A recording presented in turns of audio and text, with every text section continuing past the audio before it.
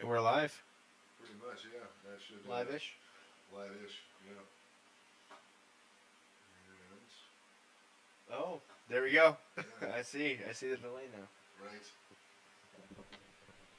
Okay, and now, all right, we should be able to hear both of us now. Let me grab. I'm trying to get it where need to get another set of headphones, so that way both people can be listening. But it doesn't necessarily matter so much because one time, like the sound cut out, which is one of the reasons I'm probably going to be going back and forth checking to see if that thing is still working. Because for some reason this mixer, like, I don't know, it was something with a port and it just went, you know. Suddenly everybody, I start seeing the chat room blows up and like, we can't hear you, dickhead. And I'm like, oh shit. I'm excited for this chat room. Bring on the trolls. Bring on the trolls. I want the trolls. Let's before I forget. We need to tweet this stuff out. Yeah, let's tweet this shit out. You tweet it and I'll retweet it. Bum-bum-bum-bum.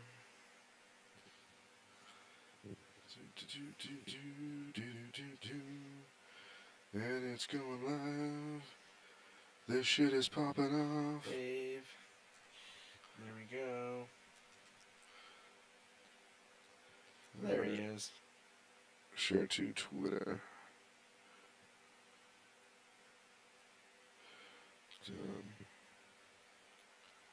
Alright. And it just at Derek Blanton? I doubt it.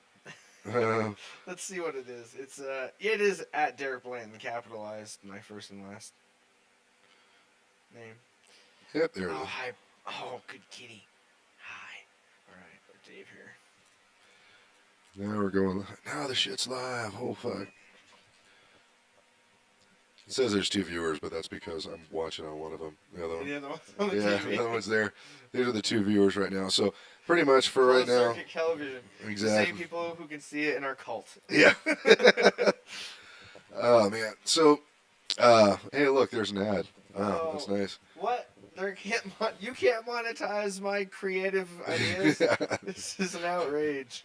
How dare you, frickin' Geico? I got so He's- mad the other day. I saw Coca-Cola has different names on their bottles, and I had one. At first, like, oh, my name's on a bottle. I'm like, you can't do that. That's my name.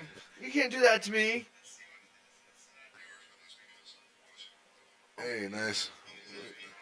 Oh, do I hear a that to me? Now I had to mute that. Okay. This is how professional I got this going. This is the reason why the Hey, show is not nice. that successful just yet. Oh, do I hear a sound because of my rock hard abs? Yeah. That's not. How dare you, frickin' Geico? Oh, that's off on my phone. Okay. All right. Oh, shit. Man, hey everybody, welcome to the Disjointed Podcast. If I was going to do a video, this is pretty much where I would start it from, or this is where I'll probably start the podcast from, I guess, right? And we got Stu in the background. He's trying to guard us from everything, or just let us know that shit's going on. And he's there. Babu is underneath the camera right now, not giving 2 shits.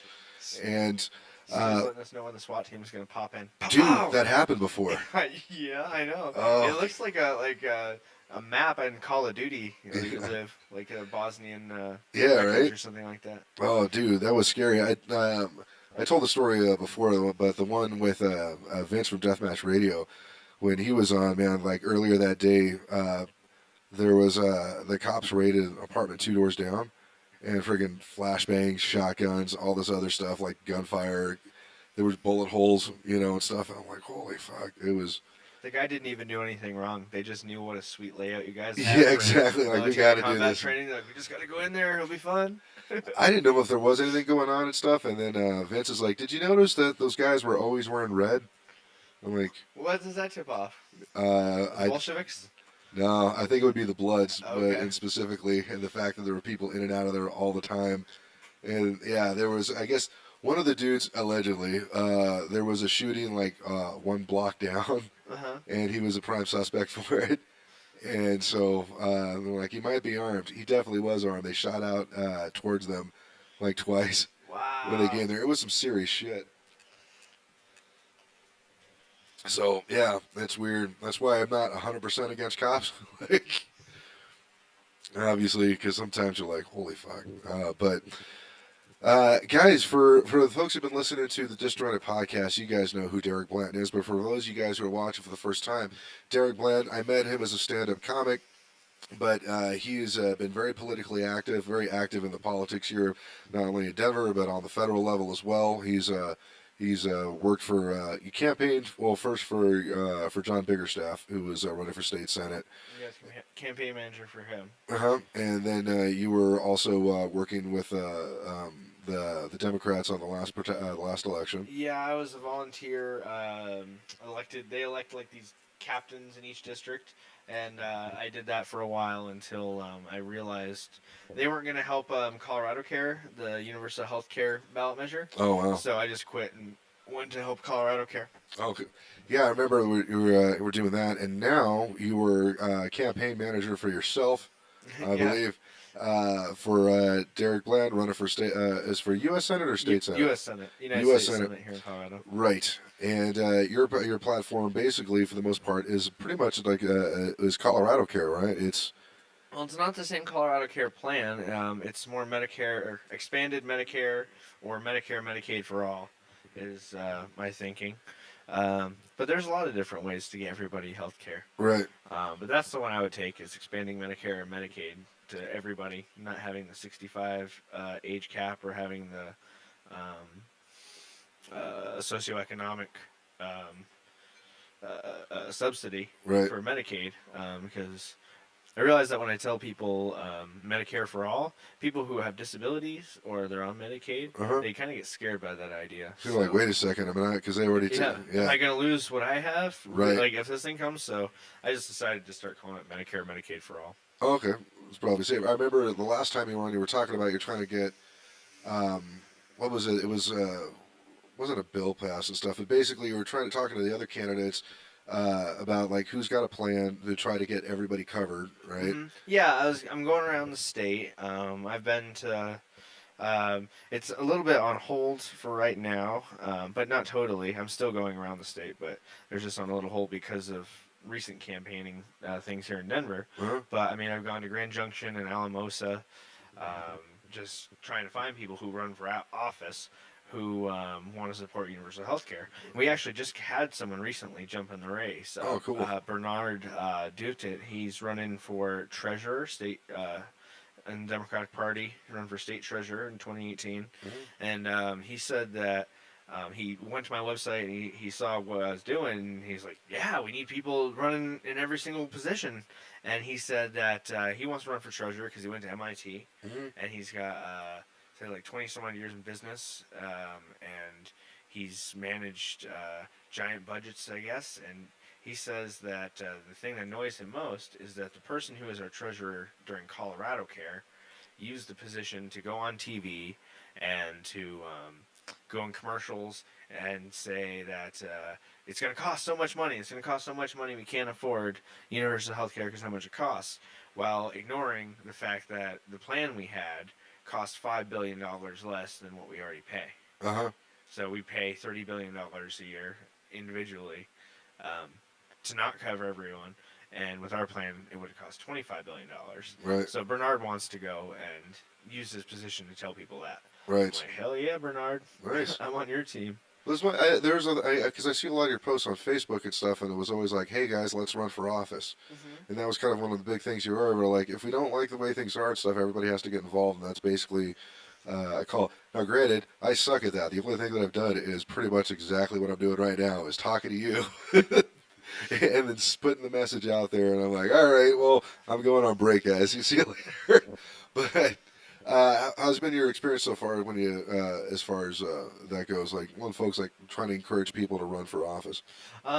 So yeah, besides Bernard, the other thing we do, so outside of me campaigning, going around looking for people to run for office, I'm a regional organizer with the Colorado Foundation for Universal Health Care, which is what Colorado Care, they're the group who put Colorado Care forward. They look at all the candidates that are running in our area, and they say, hey, who's running and who supports universal health care and who doesn't, who has a plan, who doesn't. Right. So we look at the people who are already running, which there's a lot of people, and we go and we talk to them and we find out their views, and then we share it online and we tell each other about it. Like this bastard. This guy. Oh, my God.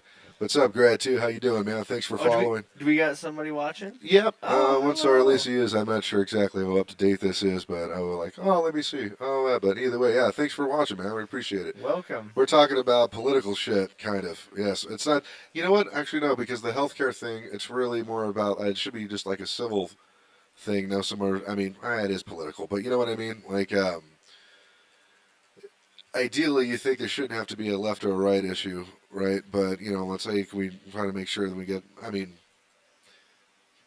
it's weird how divided everybody gets. And we were kind of talking about this before, and we won't try to. I want to stay on your topic and stuff because the other one, it's a big rabbit hole of shit. But how has been how's your experience been as far as talking to folks lower? Because you obviously you're on the left, right? But how's your been your experience talking? Maybe not. Well, the last time you were on, you were talking about how you're like. You're trying not to think of people as whether left or right. Right. It's just more like, okay, we're citizens and stuff like that. What are we going to do to get this thing fixed and stuff? But how's been your experience as far as like reaching across, as far as talking to folks on the right? So when I go talk to people, we spent days and days out what was it, last week up till the 14th, we had petitions going for my roommate's campaign, and I was out talking to people like 10 hours a day. Wow. And I would end up talking about my race with almost every single person somehow, and they would they'd ask me what my big issue was. I'd say healthcare, and they would all say like, oh, we need universal healthcare. Like, they would beat me to it. They're like, oh, you mean single payer? Stuff like that. Like, when I go and actually talk to people, like, they're always like, oh, well, you're in the insurance companies, right? Like, if I was to just repeat what the majority of people say to me on average day, it's that they hate insurance companies and they want single payer. I've had 3 people say to me, when I tell them, if they're older people, I'll say healthcare for all. Right. If they're younger people, I'll say universal healthcare. And I've had 3 interesting experiences. I had one guy yell, I want free stuff, I want free stuff. And he was kind of old. And then there was this other lady who got really, like, almost shaking angry. Yeah. And she's like, you're gonna make it so all the doctors leave. And I was like, what? She's like, if Colorado Care passed, all the doctors would leave because they wouldn't be able to make any money. And I was like, And like, I just talked to her for a while, and I just thought she was getting so angry she'd start shaking. And then I had one other person who just said something about voter fraud. I was like, what? Really? Yeah, I was like, okay. And I was like, all right. But other than that, most people, when they hear universal health care, they say, or health care for all, they're like, oh, you're not going to take away Obamacare, right? I'm like, no, it would be an expansion of that, if anything. Yeah. And they're like, okay. They just want to make sure you're not going to take away what they have now. Like, right. Like, most people, if they don't understand what universal health care is, they're just afraid you're going to take away what they already have. Right, and it's already a complicated system and stuff like that, where I can understand where folks are like, just don't touch it. It's kind of like this getting OBS to work. I finally got it working. I don't want to fuck with it. I'm like, all right, good. Just leave it as it is. Even though there's definitely other things we can do to expand and all the other shit for it. But Grad 2, hello. Good to see you. Yeah. Have any questions regarding Colorado politics or politics in general? Where are you from, Grad 2? Yeah, let's turn this on you. This is turned into a town hall. Yeah, there you go. A town hall full of it. If you want to see my website, go to unpaidprotestersforcolorado.com. Is there a way for me to write in the chat room? Yeah, totally. How do we do that? Can I use this thing? Yeah, absolutely. Actually, just type it in right there. Washington State. Oh, man, I was born in Centralia, man. That's, I think I still got family up there. At least a couple of cousins and stuff that I've never talked to. But, yeah, cool, man. It's all nice and soggy up there.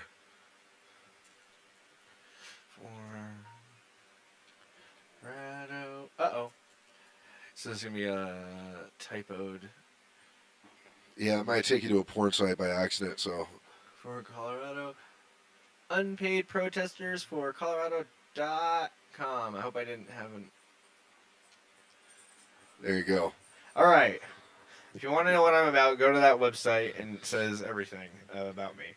It says my platform. It says my legislative priorities, which a lot of people would think is the platform, but it's not. Mm-hmm. The platform's actually to stop taking big corporate money, get both parties away from taking legalized bribes, so that when people run for those offices, the rest of us can look at them and be like, "Why are you taking bribes?" Yeah. Well, the rest of us are not, and that's the big platform, is to not take legalized bribery.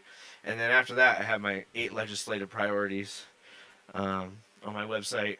I don't know if I can name them all off the top of my head. Should I try? Yeah, go for it. Okay, I think one is publicly financed elections, 2 is universal health care, 3 homeless bill of rights.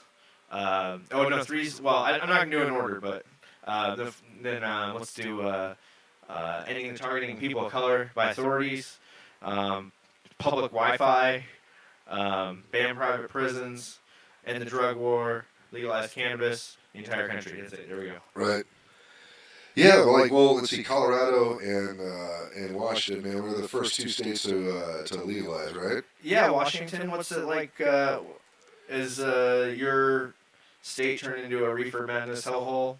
Has everyone just stopped working and sit around doing dabs? Do they pick their nose and do dab boogers? Like, is that what's happening in Washington? Because that's what Jeff Sessions thinks is happening here in Colorado. Keep in mind that I have no idea exactly how old grad 2 is. I'm guessing. That may be funny if he was like, He's graduated from grade 2. Yeah, exactly. He's a 3rd grader. Does not know what a dab is. Just learned. He's like, what's a dad? He's going to go to his parents and like, what the hell are you watching? We're like, hi, we taught your kids about drugs. That's a comic book character I like to come up with. Is the Whoop. It's a guy. He's got like long. He kind of looks like Mr. Van Hoosen from Beavis and Butthead, but with like longer hair and dirtier. And whenever he gets beat up by the hero, he just pulls a big booger out, a big musty booger out, and he dabs it in his dab rig to like regain strength. Jeez, man. Yeah, it's kind of weird. Even when lots of pot shops. Yeah, I know. Now the whole city smells of weed. Oh, I love that. You know what? Colorado, I mean, granted, I came here right after it was legalized, I think about a year or so. And the big difference I noticed, the people in Colorado were way nicer than the people in Arizona. There's a lot of factors, obviously, because we don't have summers that are actively trying to kill you, right? And it's pretty awesome. I mean, the winter. We didn't have Joe Arpaio. Yeah. You did. Right. Yeah, we didn't have a boss of Phoenix or a boss of Denver who basically let everybody know that he can do whatever he wants, and nobody's gonna say shit. Which they didn't for the longest time. But yeah, when I was working at a hotel, people would always be like, "So what's it like here?" Like I hear that like your traffic accidents and stuff like that are way higher, and your crime rate is skyrocketed. And I'm like, "What? No." It's Well, nice. the traffic accidents are true, but I mean that's just from everyone driving and no one caring about signs at all. Like, it doesn't do with the pot. It's more of a libertarian streak, Yeah. more than anything. Well, I was thinking that, because I don't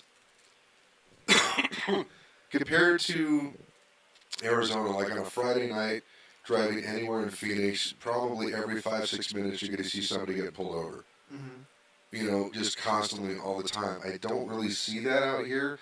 And it could be just because I'm not quite in the suburbs, but I'm not near downtown. Mm-hmm. But shit! I actually saw some. I was in the ballpark district a couple of weeks ago, going to one of Nick Gossard's thing on promotions. Yeah. Which I always enjoy those. Lucha? Yeah.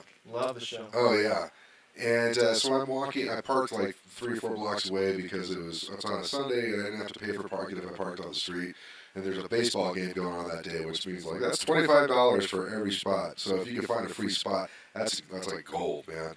And so I'm crossing 20th Street, I believe, and I see on because it's a one-way down Larimer, right? That's a one-way road, and I see that there's a cop pulled over, and he doesn't quite have his lights on, but he's pulled over in a weird way. And as soon as the light changes, and I'm crossing the street, he makes a U-turn going the wrong way and stops right in front of me.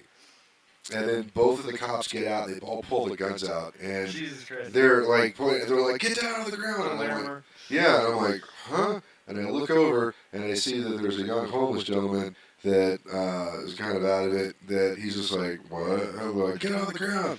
He's like, okay. Listen, that response. Get on the ground. They don't have that. They don't have. They can do that in Fallujah. Yeah. Like our military doesn't do that, but here, like you'll just see like a bunch of like Larimer. If you haven't been to Larimer, it's this long stretch of road that goes next to through downtown, but also through 5 Points. Right. And this is gonna sound crazy, but I didn't know everybody hated 5 Points so much. Oh. I didn't know until just recently. I had never hung out down there. Like I've been to our mutual friend brewing, but I always just like went there for like one spot and then walked back. I never walked really down Larimer past El Torito or anything like that.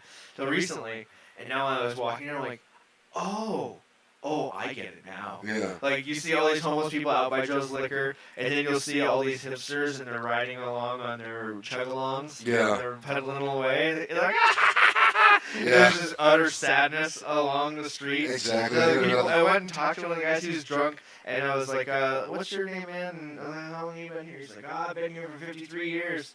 I was like, "You don't think it's weird that you're living here, like that you're on the street here, and there's all these people just going down in their chug-alongs?" And he's like, "It is a little strange." He's like, he said I put a lot of it on myself and stuff. I'm like. Yeah, I was like, or the fact that like he's still like a working person, you know? He's been making the same. He's been making this since the '80s, Right.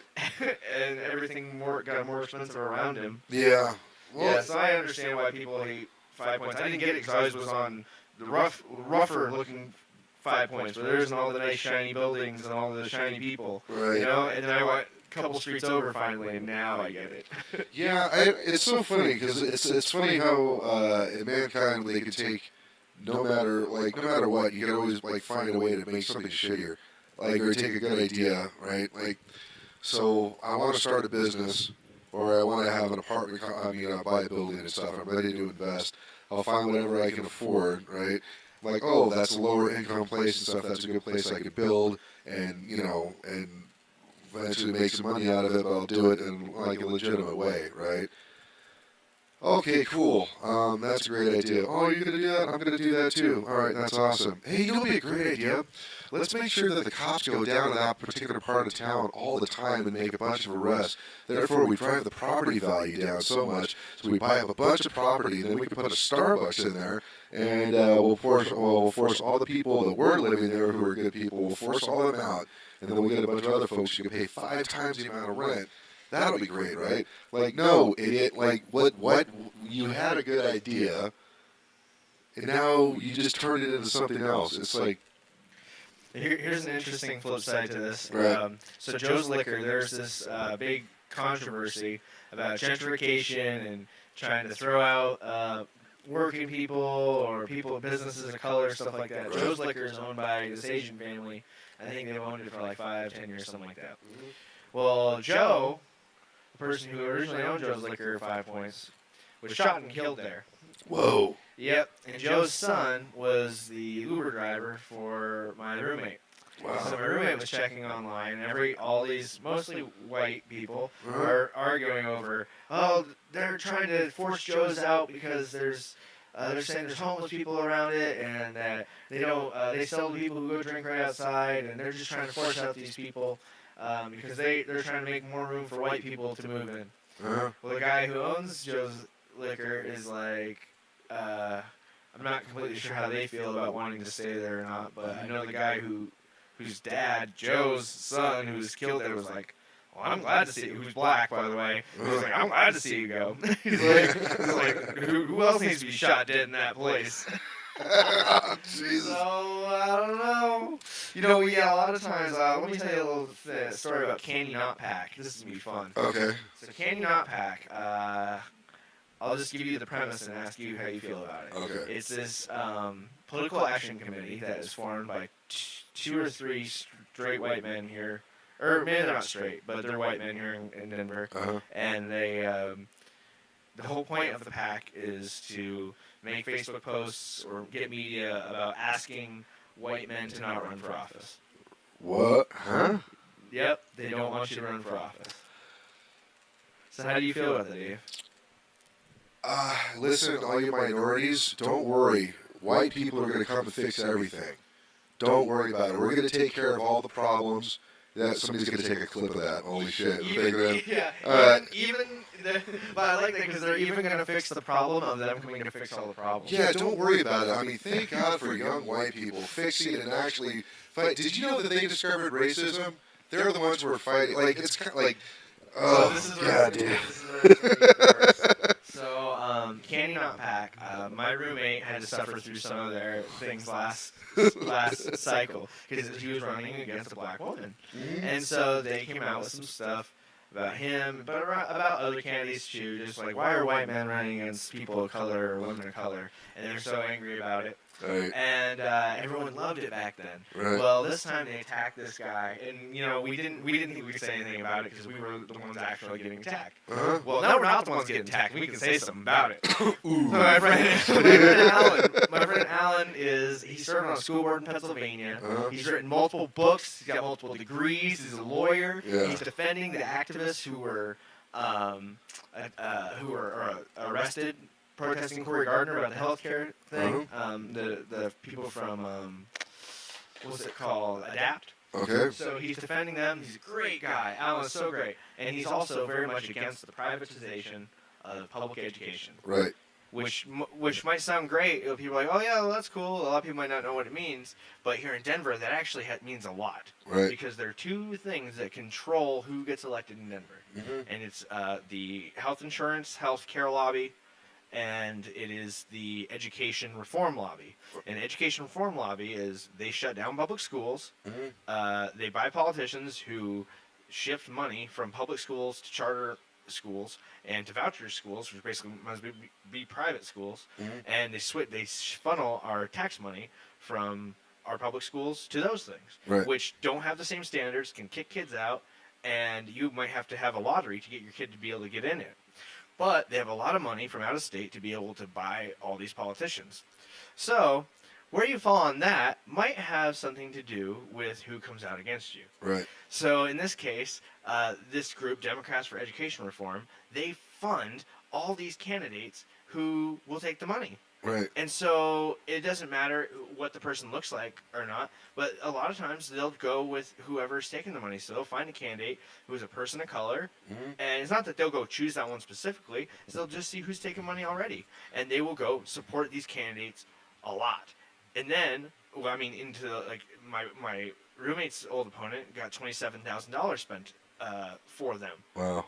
And so yeah, like this group, they win everything through money, and then they have people who can go around saying, "Oh, anybody who runs against them, they're being insensitive, or they're not culturally relevant, or they're trying to undercut civil rights, right, they're against women, they're against people of color." When really, the people who run this Can You Not PAC are literally paid by Democrats for Education Reform. The dude's name is Jack fucking Teeter. He works for Democrats for Education Reform, and he's one of the founders of Can You Not PAC. And the motherfuckers, when I called him out on it, they were like, "Oh, what do you mean? What do you mean?" But yeah, it says Jack Teeter right in the cover photo of their goddamn Facebook page. There's him calling it out, and it says next to his name, "Privatizer in Chief." But yet they play all dumb about it. Right. But yeah, so yeah, that's one of those things where identity politics is used by the establishment, people in power, to just put everybody else against each other. It says, "Oh, well, if people are going to care about affirmative action, why don't we just use it to pit them against one another?" Right. So they actually don't get their policies enacted that they care about.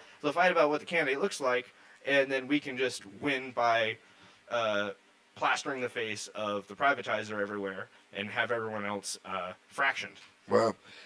That's why this is it's a real trippy thing, and the whole identity politics. And I think it's this is still like the first or second wave of the effects of the internet on humanity that's kind of coming through. Because I think at one hand, it's beautiful that we can all talk and we can start communicating now. But then you also find out exactly how insignificant your voice, a voice can be, or or let's say my voice, right? So one of the things, like, human beings have a tendency to want to get into tribes. That's something, like, I've always said that, like, not to get too weirdy about this, but human emotions don't evolve. Our understanding of them does, but the same shit that you feel now is the same shit that caveman felt 10,000 years ago. There's certain shit like that. We've learned how not to. I would say just in the past 100 years, and still we got a ways to go. But if somebody looks different from you, who talks different from you, and stuff like that, there's a thing I think in people's brains are like, oh, that's an outsider. What's going on? Let's circle the wagons and stuff like that. It's taken a while to try to get past that, right? Be like, hey, just because that person looks different from me or talks different or believe that doesn't mean that they're going to come here and burn down my village and take all of my shit. But I think that fear is still always in the back of their head. That's why I'm like, logically, we would have gotten rid of racism a long time ago, but I think there's certain things that our understanding has got to the point where we have been able to transcend it to a degree. But now, there's folks, they've just banded together in different tribes. It used to be, well, we'll go by the color of their skin, okay, or maybe of the religion. Now, okay, we still got that religion. Well, how do you identify on this particular issue? How do you identify on this? How do you identify on this? What's this? This is like that. Can I trust you to be in my tribe without trying to burn down my village or being, and it's, I think you hit the nail on the head where, like, folks are using that as a way to divide people, on really important issues and stuff so that way they can get their own shit in. It's bizarre how the world's kind of been working that way.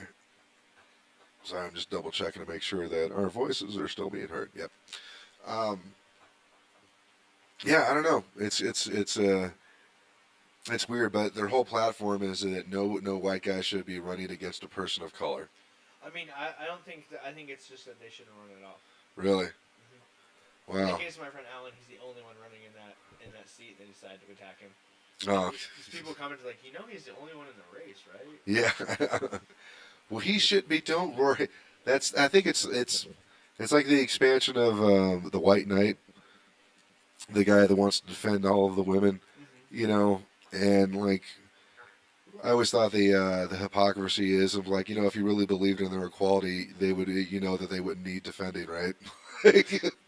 But the fact that you want to be defending them, you're saying that they're weaker and that they need defending.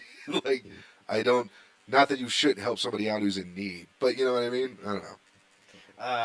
The thing I enjoyed was that my friend Candy, who's a very vocal woman of color, commented on it, just saying how bullshit she thought it was. She's like, all my leaders are people of color, and they're not doing anything for me. They're like, and I was just like, holy shit, Candy.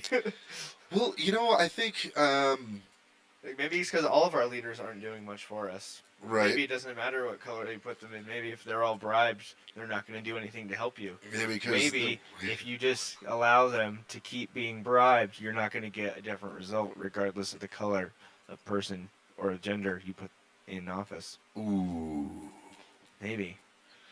Truth bomb, baby. Maybe we have to remove the bribery first. Could be. Money changes everything, man. Especially also the farther away they're from the issue of the people and stuff, the less likely they're going to be to act. That's just the diffusal of responsibility, which isn't this weird thing about humanity is that I've always felt, and this is because from working in restaurants, and you've worked in restaurants as well, is that nobody likes being told what to do, but holy shit, do people need to be told what to do sometimes.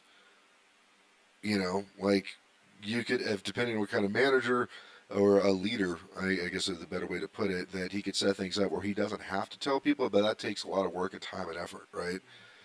So that way you've got the right people that you don't have to sit there and be like, hey, did you guys sweep the floor before you mopped? Because you kind of need to sweep it before you mop it, otherwise we're just moving shit around, But, gosh, I've lost my train of thought. But, shit, who are you? No, I'm just kidding. But you take the leaders, even like when it comes to politicians, it's kind of like everybody can bitch about, well, this person's fucking up, and maybe you might have run into this as well. And like, you're like, hey guys, let's run for office then. And everybody's like, yeah, well, I don't know, man, I gotta.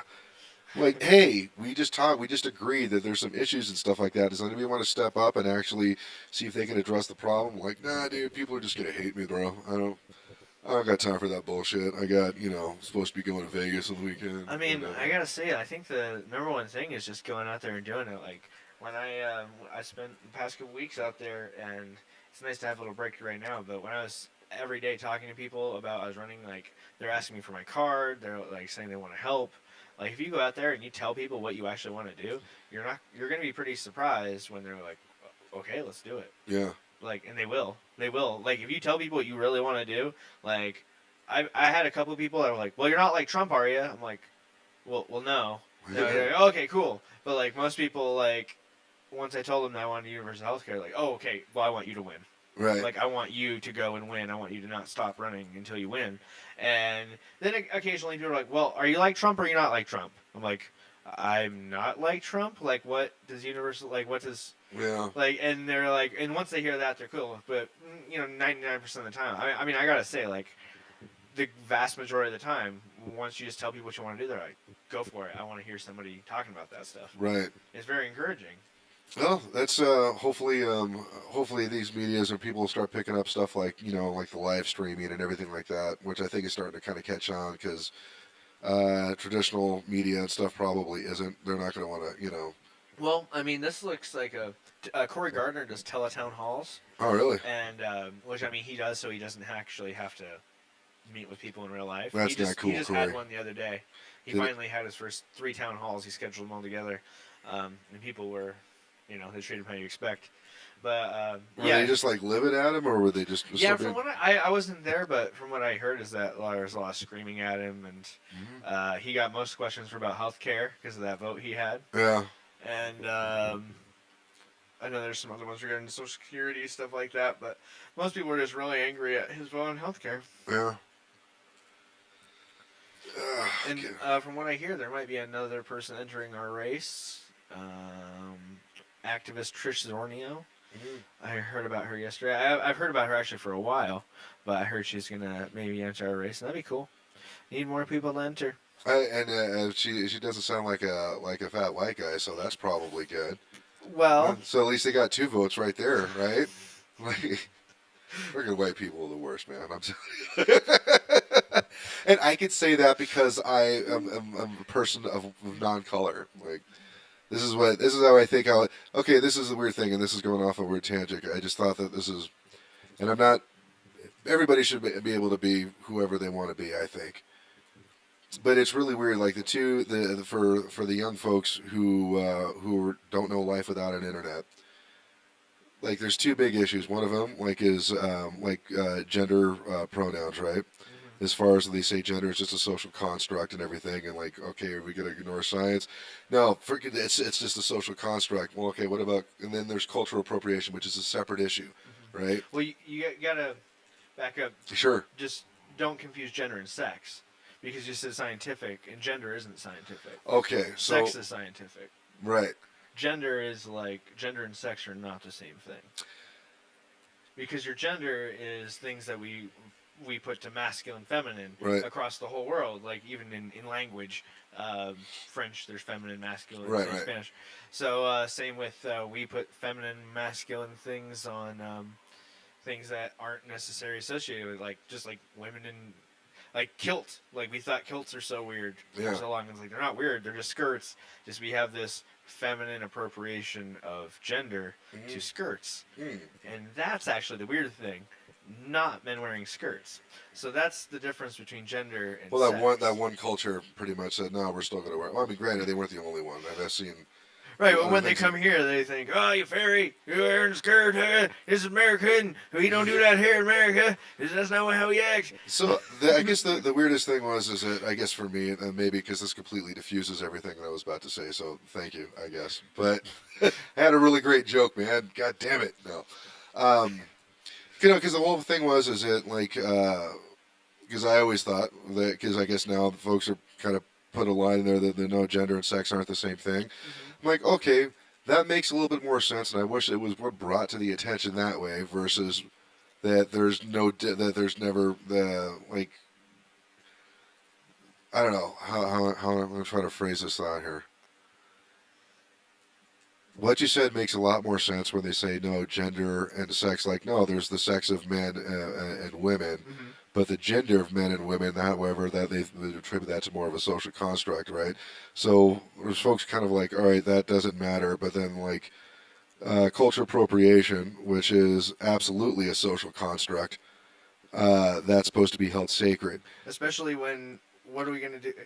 So yeah, the thing is, so like race is also scientific until it gets muddled, right? Right. And then it's like now you have. I mean, it's still scientific. You can go trace where everybody is, but Right. to our eyes, Mm. right, our visual construct, like that is a social construct. Right. Like, and then what you appropriate to it. Like, I've never understood people yelling at white people for wearing dreadlocks. You know what I mean? I think that's once again. I think that's like the identity thing. Where man, I'm like I don't know.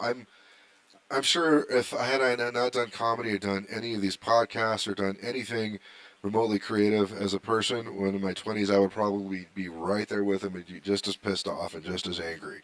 You know, the only reason that I'm not as super pissed off of the world is because I know that I've built something and created something, and through that, I'm like, oh, my actions that I've done, that has defined me as a person. But if I haven't done any, without any of those things that I've done and created, I would be completely lost.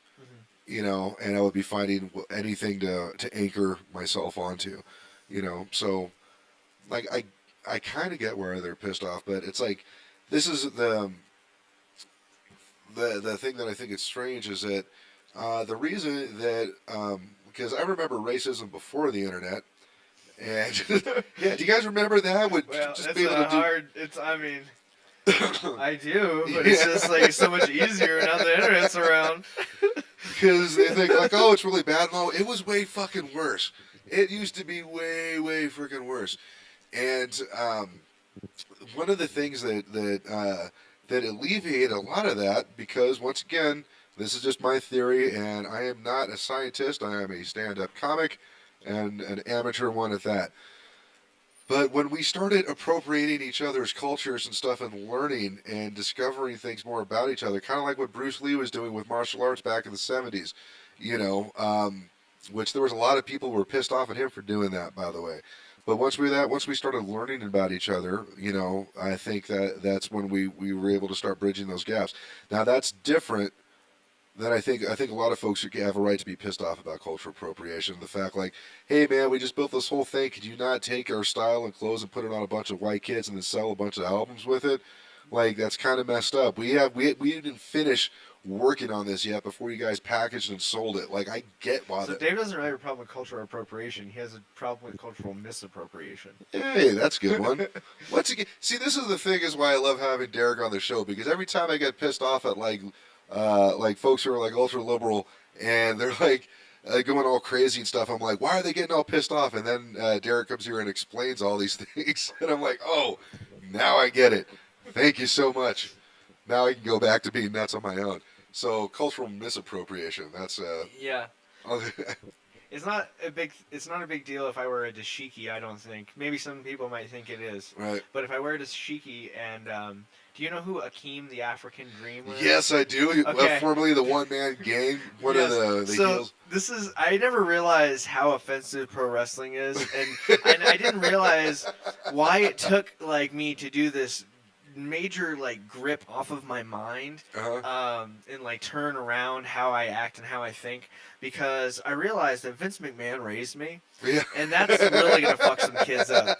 I don't know what you were watching now, like the NWA, Jim Crockett promotions. I don't know what kind of stereotypes they're feeding to you, but for me, anytime like a gay person was shown, they were always a bad guy. Right. Like Goldust was a freak. Not only that, they're always trying to rape you in some way. They're always trying to sexually assault you in some way, knock you out, and give you mouth-to-mouth resuscitation. Yeah.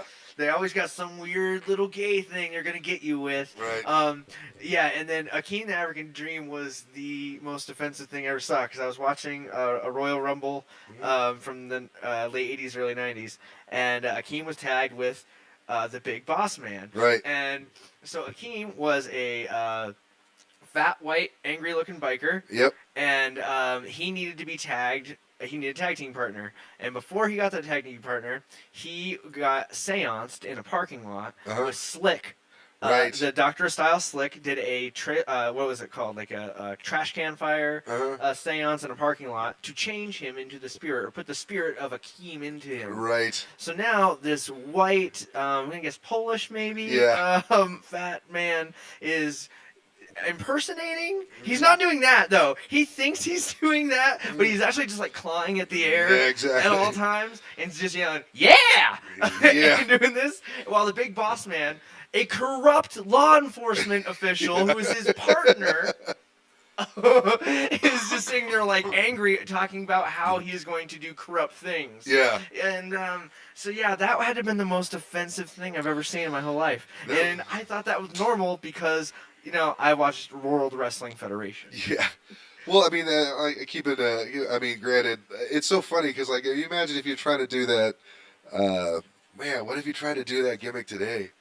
Because obviously, the African Dream. Yeah, it would be obviously that. But the whole thing is that you're such heat. It would be that incredible. would be white hot heat, man. Where basically every social media, every college kid is like, "Fuck this guy!" Like, hey, you want to see this guy get his ass kicked? Well, buy a ticket, man. WrestleMania, the tickets are only $88, or something like that. That would be fucking that. My fantasy booking today would be Akeem the African Dream and New Jack. Yeah. Like he's doing that, and then the lights go out, and then New Jack, and be like, run, I'm gonna die. Everybody's like, oh shit. Yeah.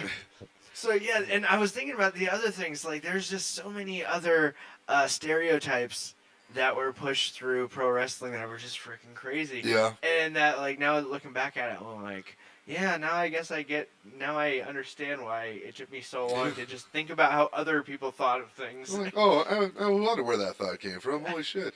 Well, it's kind of weird. Also, like, if you remember back in because I know I'm a couple of years older, but in the 80s, every hero from every action film, how many of them had college degrees, you think? None of them.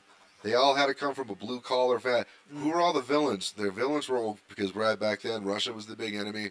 Right, so it was all Reagan versus whatever before even Vladimir Putin even came into the picture.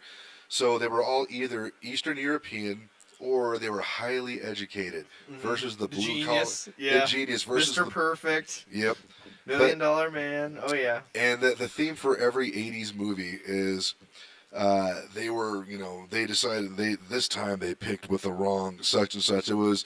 Like, it's always going to be a bus driver that used to be ex-special forces, that he was just trying to live a normal life, and then they find out, like, no, wait a second, this guy was counterintelligence for the CIA? Isn't that, I thought he had special needs and he was just a janitor. They didn't know. And, and then suddenly, like, there's this dude come out and pulls out a knife and somehow he outsmarts a very highly intelligent guy and trained killers. Like, it was the same theme over and over again. So I'm like, yeah, even like the heroes are all the baby faces, and there were no like anybody that came off particularly intelligent for the most part. Not that they came off like idiots or anything like that, but I mean, I'm thinking of the heels like IRS, right? Erwin R.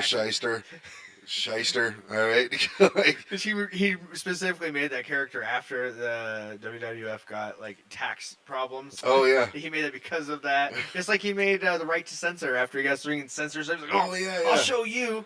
Exactly. They just made fun of him, turned them all into bad guys. The other thing is that all the good guys, if you look back at it, were actually bad guys. Right. So even Roddy Piper, I think it was like WrestleMania 6 maybe, he was going against Bad News Brown. Uh-huh. Oh my God. Like, Roddy Piper is to this day like the coolest guy. You just imagine who's the coolest guy in the world. I think Roddy Piper. Yeah, rest in peace, Roddy.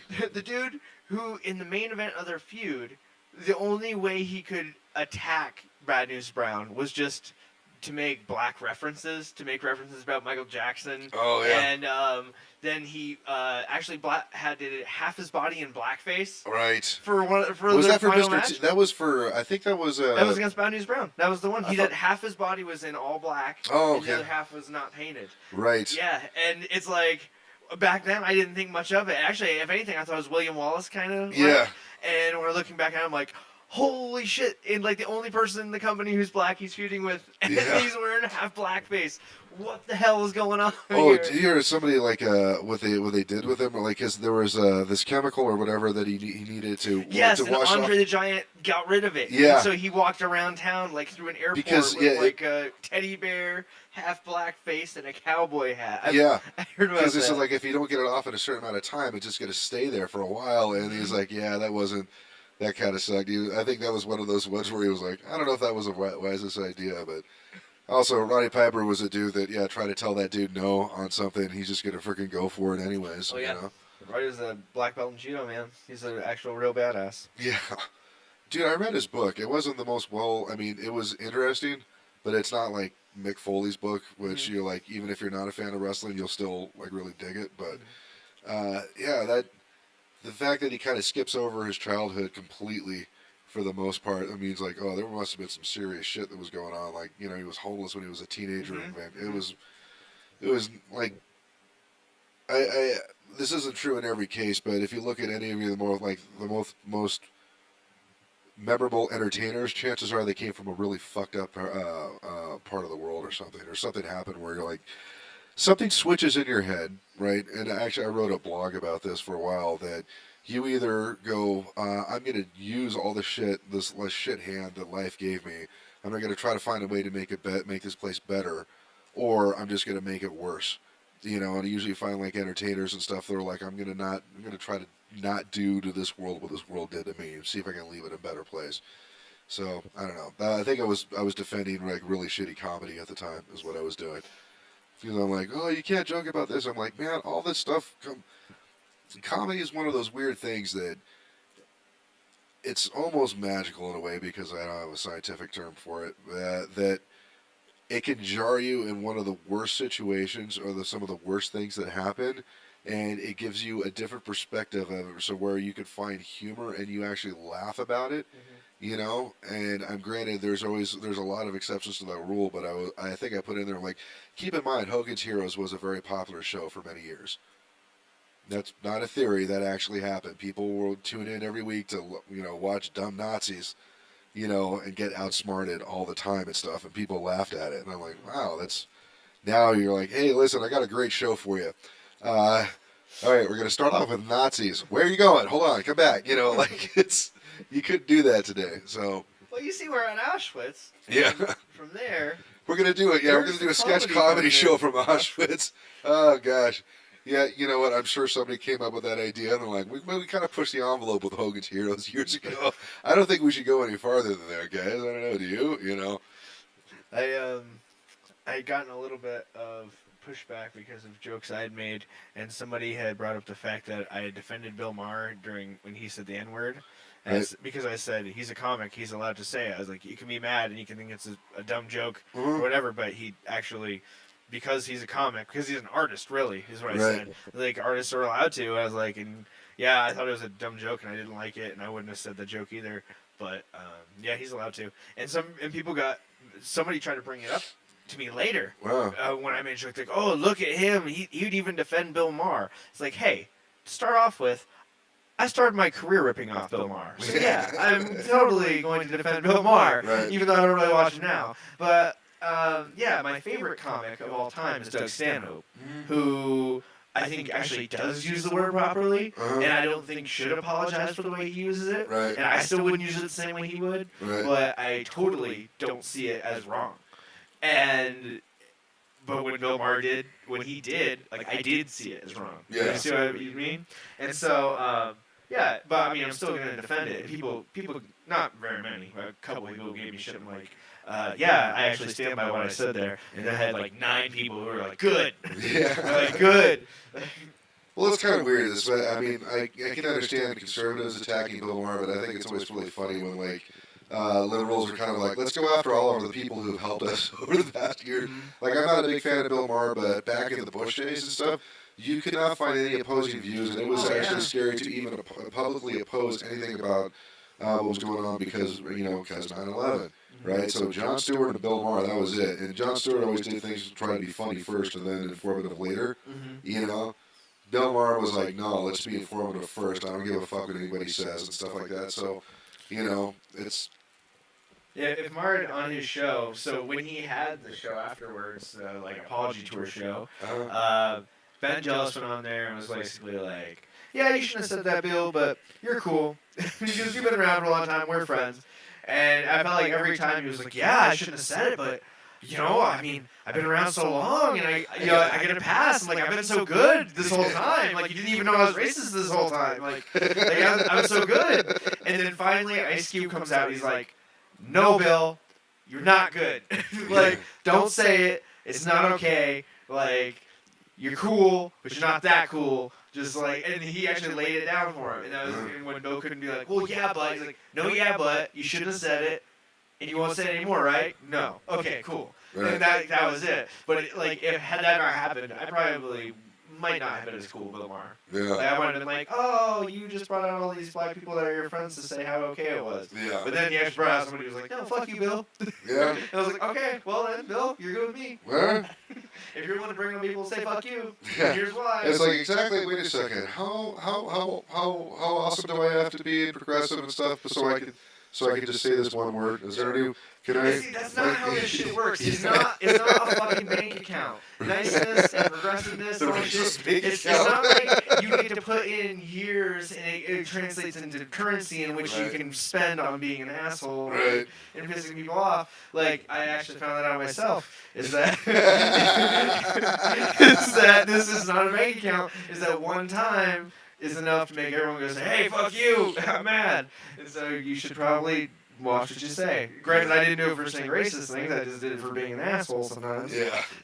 But it's still like, I realized Said the racial bank account. Like, well, I've done such and such and stuff. I did do some charity work 2 months ago, and so like, yeah, I've that's heard good of enough this- for a Mexican joke, right? Yeah, they talk about this. I think it was the God Delusion, maybe. Yeah. Where they're trying to talk about like, where you're trying to like talk about the, what was it, they called it the register of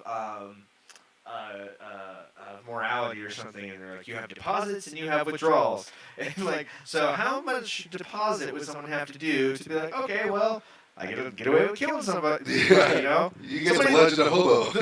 Yeah, the Roman Polanski. Oh, you made good films, so we can ignore the child touching. Yeah. So, like, I remember a lot of people were playing that mental gymnastic. Well, it's kind of weird. Like, it's okay. We'll take something that's not as gross as the Roman Polanski thing, because that was, his wife got killed like a couple of years prior to that, wasn't it? She was one of the Manson victims. I don't know. I don't know much about it. But yeah, either way, that dude doesn't excuse anything. But he wasn't in the freaking best place. But like John Lennon, all right, horrible drunk, very abusive alcoholic. Right, was trying to get better. I think he, towards the end and stuff like that, he was trying to find some balance and stuff. Now, granted, it's never okay to get drunk and beat the crap out of your wife. I don't care who it is. But I know there's a joke there, and I'm not going to make it. But at the same time, some of the most beautiful music that it's like, to me, he was always the best and worst of example of humanity. Mm-hmm. You know, the guy that comes from such a messed up, freaking like crazy childhood.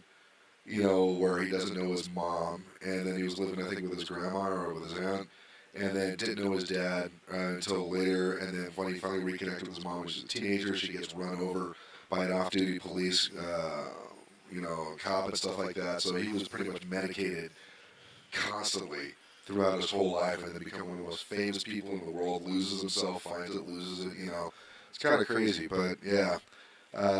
I'm never going to say that the Imagine is ever going to make up for any of the bad shit, but I will say Imagine is one of the most amazing songs ever, I don't know. See, I hope people play those mental games with me 100%. Like, oh, well, unemployed, pot smoker. Yeah. Like, I don't have that. Is that a bad thing? Like, I can't think of bad things to say about me. Like, I don't think that's necessarily bad. It's like he was able to drop unemployment or help that out.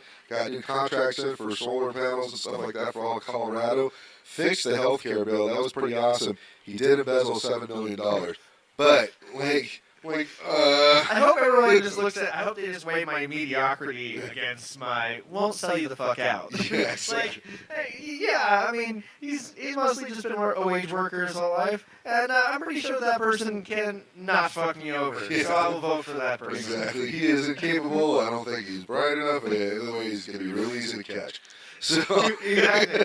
Everyone said Donald Trump that they want to. Not everyone, of course, but I had a Lyft driver once say, "Well, I vote for Donald Trump because he's the richest man in the world, and he don't need no money."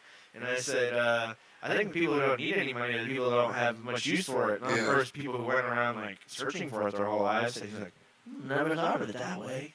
Yeah, I know you didn't. Yeah, that's why I'm here. That's what we did.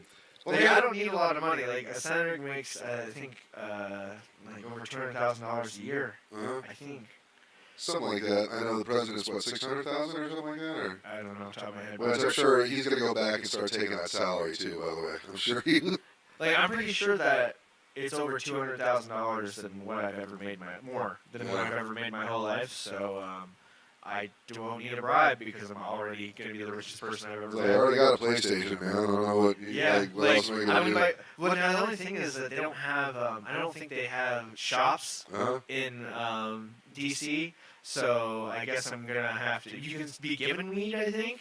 So I guess I have to go find someone to buy it and then give it to me. Right. Have that person give it to me. See, and once again, that's an easy idea, but humanity will fuck that up and like, listen, man, I can just give you the best weed if I'm getting paid $100,000 a year because I have to spend a lot of time at the airport. I don't know if you know that I'm not driving that Like distance, the man. only things I need, I don't even own hardly anything. I hardly own even any clothes. Like it's just a computer. It's just like clothes and weed, like food. That's all I really had. You know, I don't even spend money on weed anymore. Well, you heard it here first, everybody. Derek Like, can't be bribed. Can't be bribed. Maybe with a Dewey, but you're not going to get that big of a favor for one joint. All right? No, definitely not. But man, I already have a whole state where it's legal. yeah, exactly. So one more time before we get out of here, it's unpaidprotestorsforcolorado.com. That's right. All right, and they can find you on Twitter at Derek Blanton. Yep. Right? On Facebook, give it a search and find my candidate page. Cool. Awesome, man. And guys, we should probably start wrapping this up. Don't forget to check out or follow me at the DCPN on Twitter, and please subscribe to the show, man. We were able to talk about politics and have fun at the same time. And guess what? We weren't trashing people the entire time. It's not like somebody Except else. for you, can you not pack? Exactly. Can you not pack? Gosh. Don't worry. Once again, all the minorities, don't worry. White people are going to fix everything. Don't worry. Even fixing the fixing. We're going to fix the fixing to make sure that it's fixed. Okay, so it's just making fun of folks. Don't worry. Just people are crazy. The internet's nuts, and you can watch titties anytime you want. Also, once again, DCPN. That's it. That's it for my plugs, I guess. That's it for your plug? That's it for my plugs. Is there anything else that you wanted to plug? Yeah, unpaidprotestorsforcolorado.com. We need universal health care. We need paid family leave, a $15 minimum wage. We need to raise union membership, and we need public internet and get money out of politics. All those things. Absolutely, man. Well, thanks so much for being on, man. And we're going to have more stuff coming up, guys, and we will catch you next time. Take it easy. Adios.